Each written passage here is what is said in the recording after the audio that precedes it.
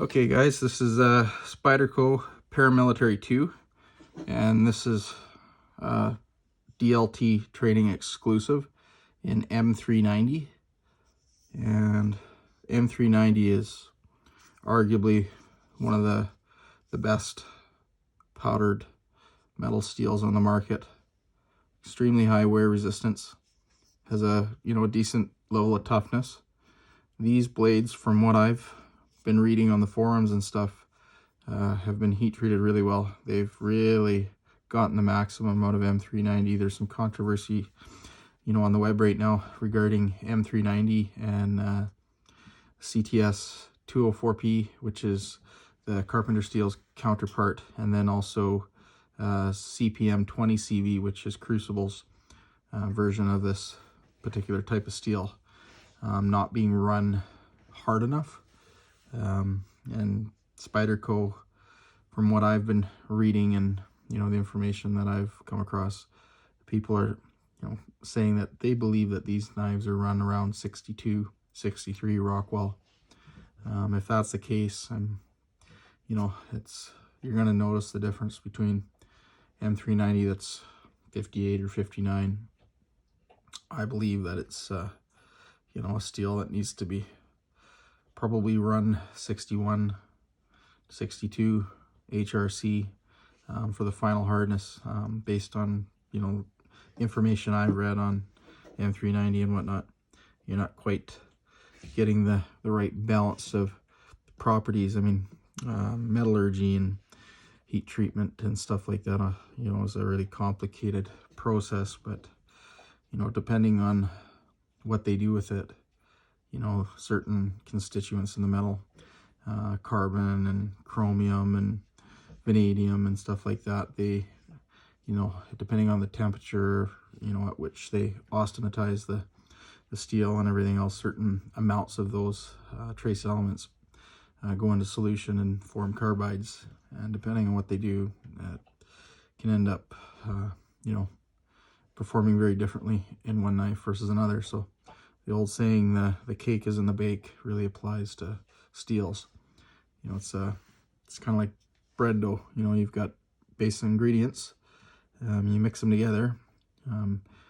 The quality of how well you mix the ingredients together and how well mixed it is has an impact on how evenly distributed the different elements are in the steel. So you get, instead of having big clumps of carbides, separated out through gaps in the steel matrix itself, they're quite evenly distributed in the powder metal steels.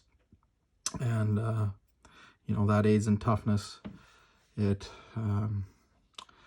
aids in the ability for the carbides to stay intact and in the steel, like when it comes down to the edge, because the edge itself is, very fine, and those carbides, if you look at them under a microscope, you can see them. They're little chunks of like gravel and cement sort of thing, right? So on the edge itself, you'll get little tiny microscopic pieces of carbide that form that cutting edge, and the steel behind it holds those carbides in place. So if those carbides are really big and clumpy, they have more tendency to tear out of the steel. So the term carbide tear out, that's what they're talking about.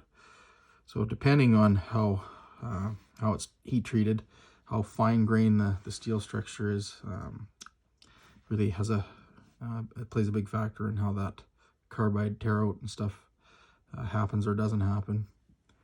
So far, I've been carrying this knife quite a bit.